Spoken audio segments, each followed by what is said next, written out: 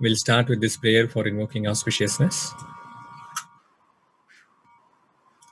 Om Ajnanatimirandhasya Jnananjanashalakaya Chakshurunmilitam Yena Tasmai Shri Gurave Namaha. Nama Om Vishnupadaya Krishna Presthaya Bhutale Srimate Bhaktivedanta Swamin Iti Namine. Namaste Saraswate Deve Gauravani Pracharine Nirvishesha Shunyavadi Paschat Deshatarine. Jai Shri Krishna Chaitanya Prabhu Nityananda Shri Advaita Gadadhar Srivasadi Gaura Bhakta Vrinda. Hare Krishna Krishna Krishna Hare Hare Hare Rama Rama Rama Hare Hare. So the topic that we are going to talk about is devotee association. Devotee association is a very important topic. Why? We will see. So in Srimad Bhagavatam, the glories of Srimad Bhagavatam has been mentioned. It says that Nashta Prayeshu Bhadreshu Nityam Bhagavata Sevaya Bhagavate Uttama Shloke Bhaktir Bhavati Naishtiki. So what it means is that by regularly hearing the classes of Bhagavatam, Srimad Bhagavatam, what it says is Nashta Prayeshu Abhadreshu. All that is there which is troublesome to the heart, it's completely destroyed. And Bhaktir Bhavati Naishtiki. What it means is loving service unto the personality of Godhead is established. And that is our process. We are trying to learn here, all of you are here for learning the process of bhakti and develop this loving reciprocal relationship with the Supreme Lord, and then remove all these troublesome things which are there in our heart. Who wants to have the stress, anxiety, all these durganas that we have, mada, moha, lobha, matsar, all of these things which are there in our heart, we want to actually get rid of and then become pure, feel peaceful and happy. And that is only possible when we connect to the Supreme Lord by hearing about Srimad Bhagavatam. So about the Supreme Lord, we need to hear.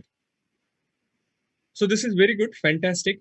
So we understood that our ultimate goal is loving reciprocal relationship with the Supreme Lord, developing that. And that can be received by hearing about Srimad Bhagavatam. But currently we do not have a lot of taste for hearing Srimad Bhagavatam because we have so many material desires in our heart.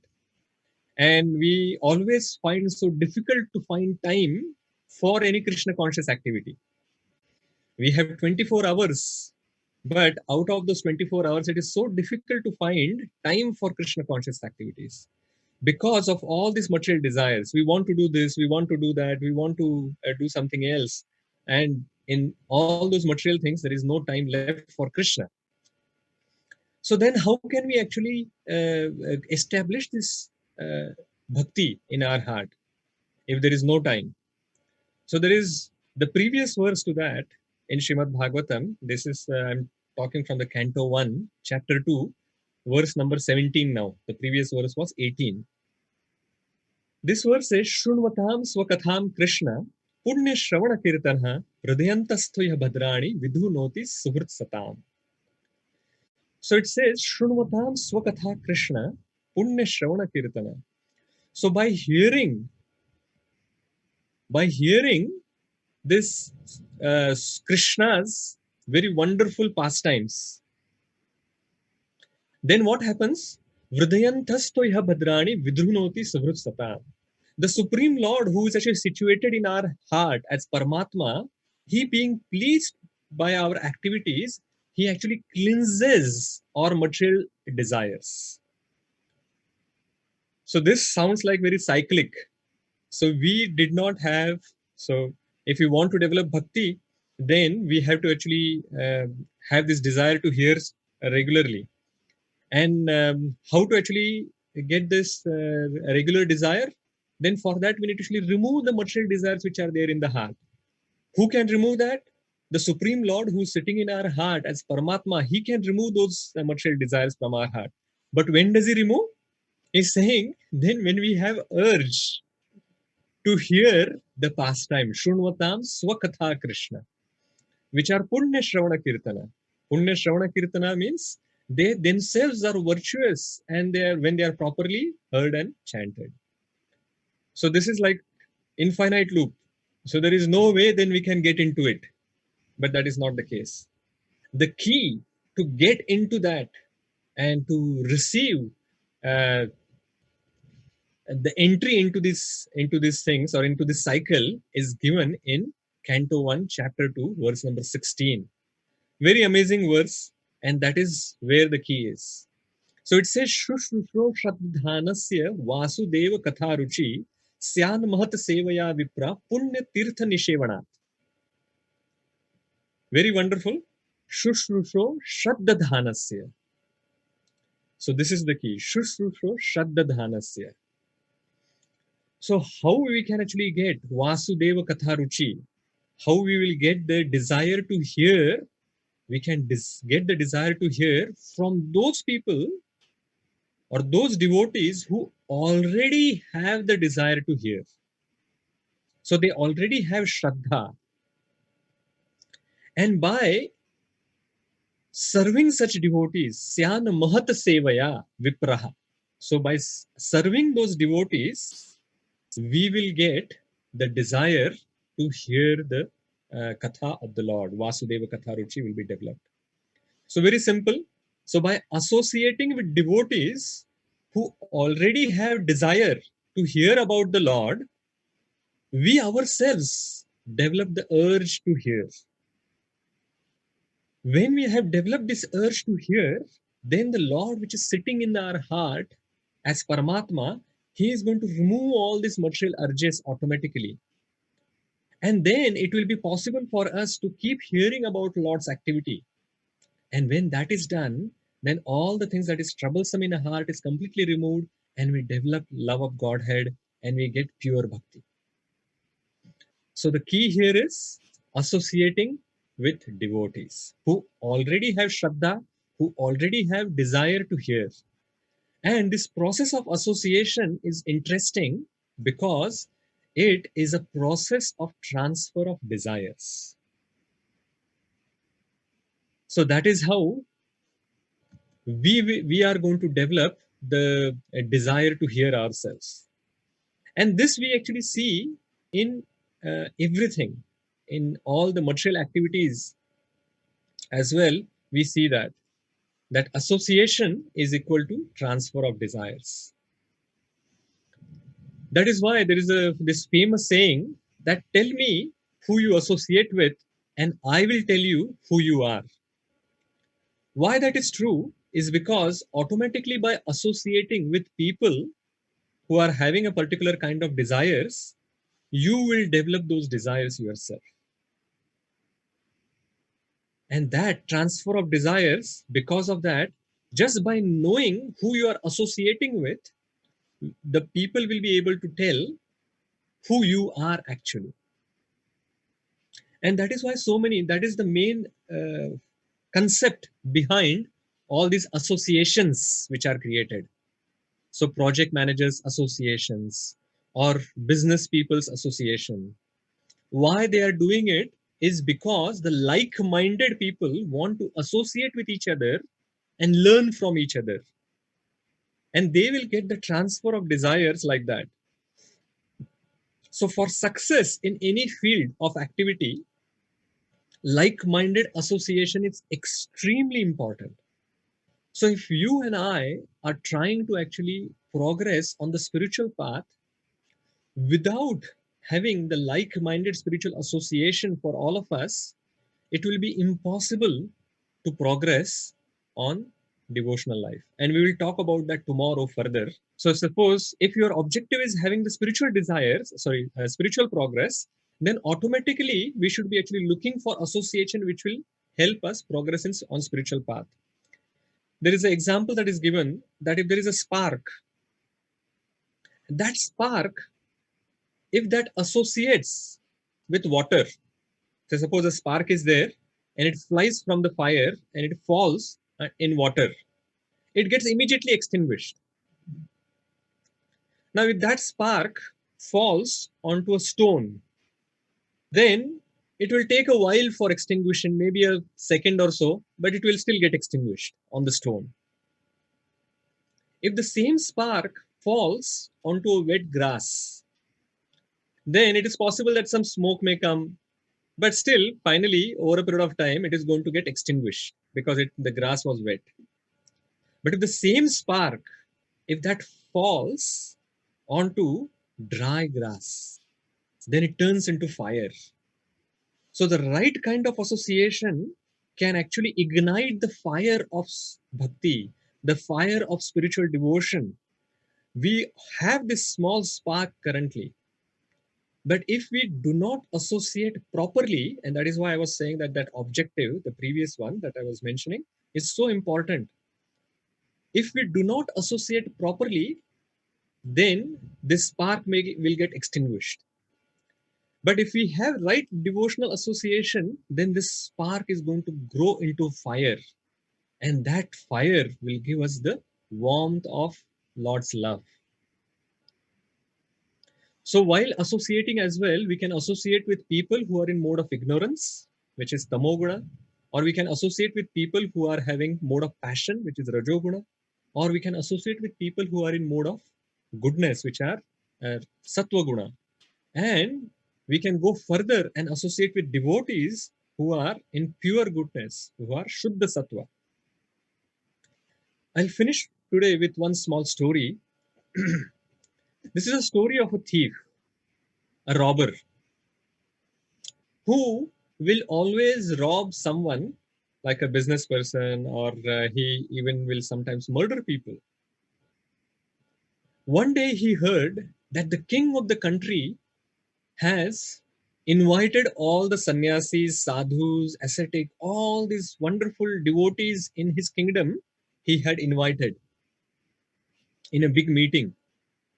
And the thief was thinking that generally, when kings invite like that, they give a lot of charity. Sometimes gold, sometimes jewelry, all of that they give. This is a very wonderful time for my business. I will go. These devotees are anyway very simple. The sadhus are very simple. So once the king has given them all the wealth, I will rob them and my work will be done. So he went to the meeting and he hid himself a little bit away. And then the king came to the balcony and he began to speak. He said, "Oh, great sadhus, I have a daughter and she is very inclined to marry a saintly person. So that is why I have called you all. So I am offering not only my daughter, but whoever, like any saintly person who is ready to marry her, I'm going to give half of my kingdom with the princess. So please, someone marry my daughter."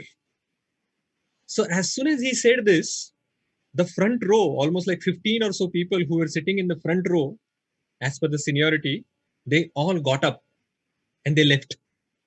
They were all sannyasis. They were not interested.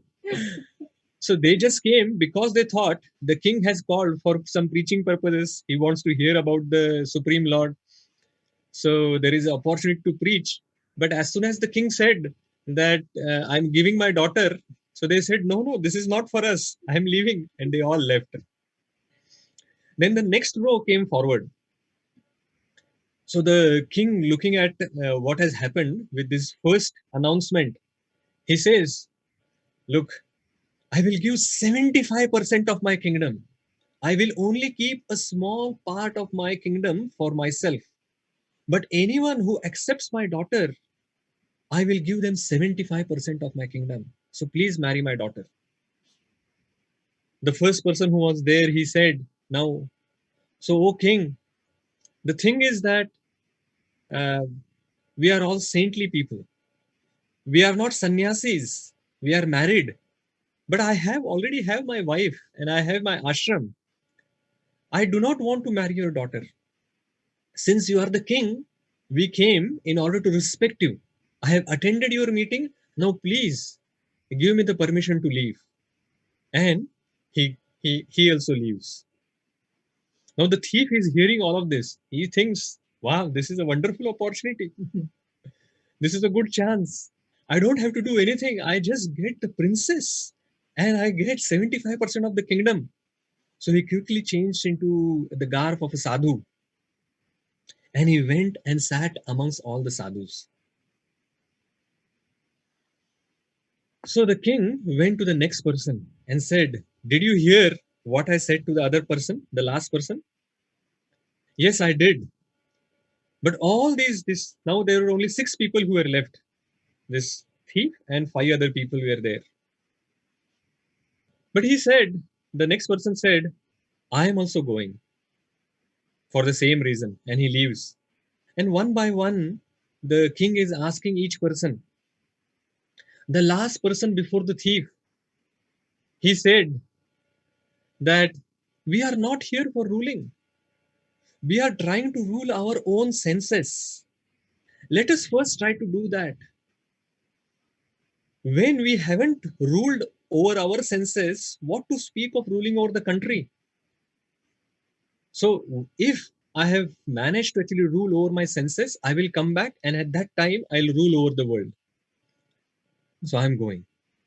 So everyone is left. Now only there is this thief who is turned into a sadhu. He is left. And he has been hearing very intently what these other sadhus are saying. So the king has the final hope. So he started saying to this last sadhu. So he says, oh, great saintly person. And the thief immediately interrupted, you're wrong. The king was immediately like surprised. He was saying, what? To address you as a great saintly person is a wrong? He says, yes, because I'm not a saintly person. I'm a robber. But I'm asking you, who wants your country? Who wants your kingdom? If it really had any value, why there were so many people who got up and left? If there was really some value in all the wealth that you are trying to give and the wealth that I was trying to rob from other people, then why would all these saintly people have already gone from here? I would rather pursue on their path. From today, I will not rob anymore, nor will I marry your daughter. I am sorry, but I am going. And he also left. So, just by this associating with the sadhus who were trying to control their senses, by this small association that the thief got, his heart got transformed. He got the desire of the sadhus and he decided to give up all his bad activities and he decided to take up the process of devotional service. And he also went and started following the path of the sadhu. This moment's association of the sadhu brings very wonderful transformation in our heart. But we will talk about that tomorrow with another story. So we'll stop here. Anyone has any questions or comment? We will take those. Hare Krishna.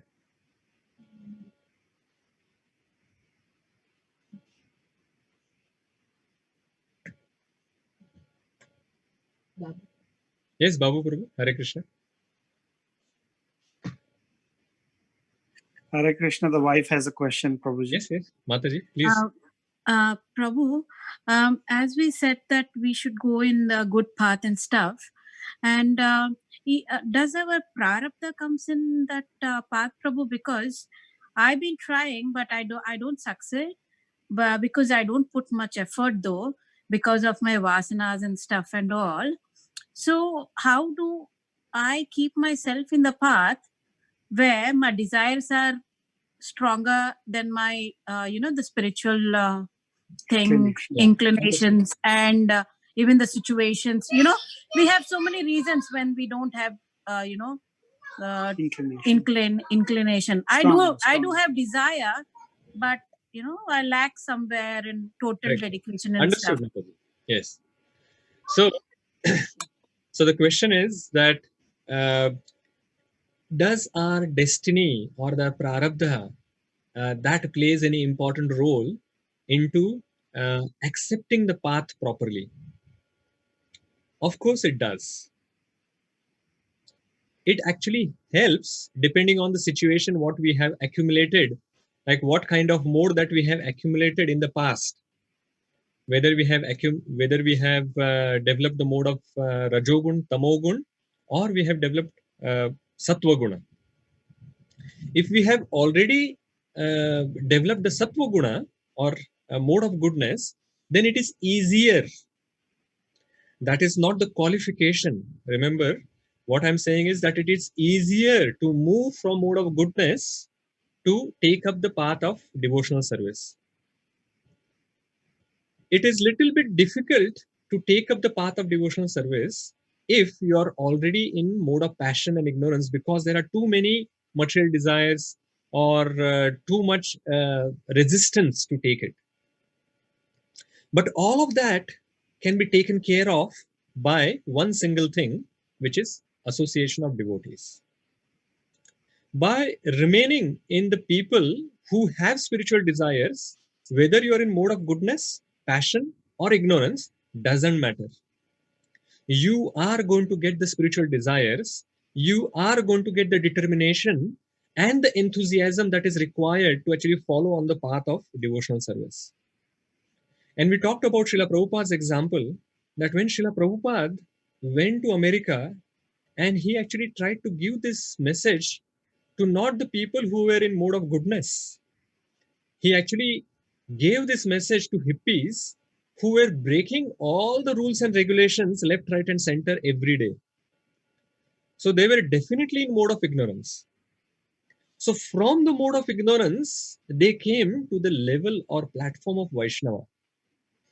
So that shows that mode of goodness is helpful, but that doesn't mean that we, having developed mode of passion or ignorance from the past, is going to actually become a big obstacle.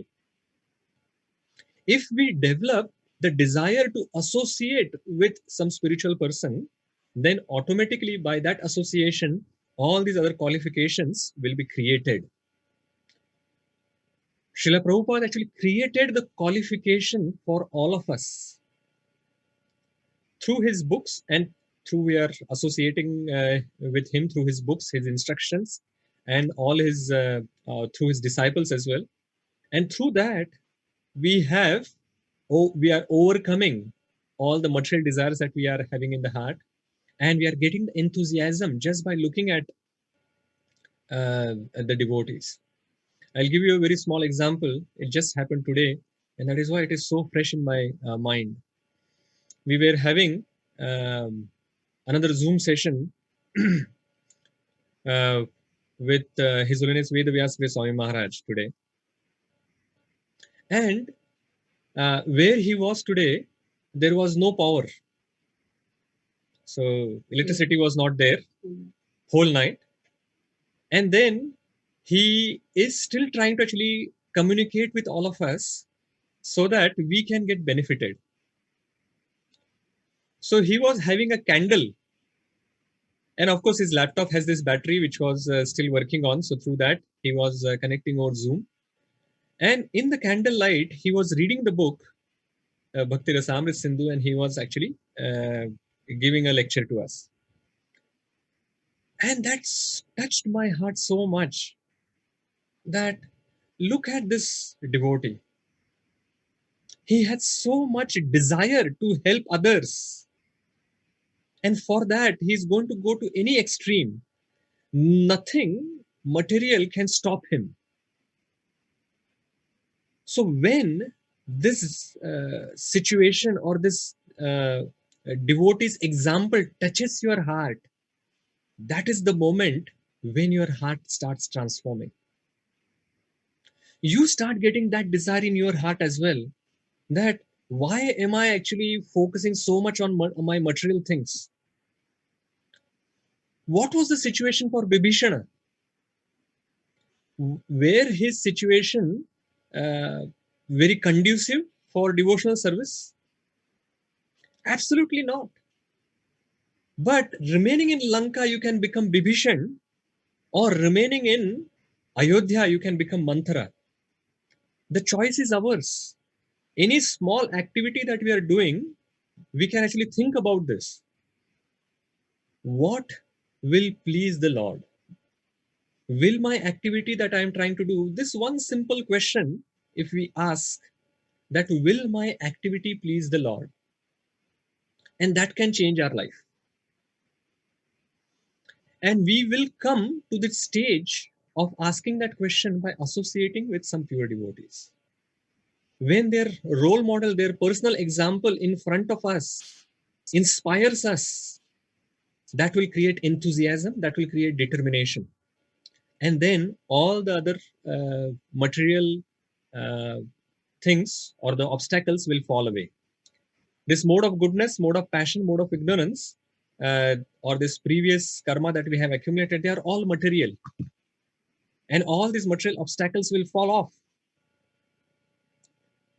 because we will have the power of devotee association, which is transcendental, which is spiritual, and that way all these material things will go away. Does that answer, Mataji? Yes, Prabhu. Thanks a lot. So thank you very much, and we will again meet tomorrow to talk about further on devotee association with few further stories.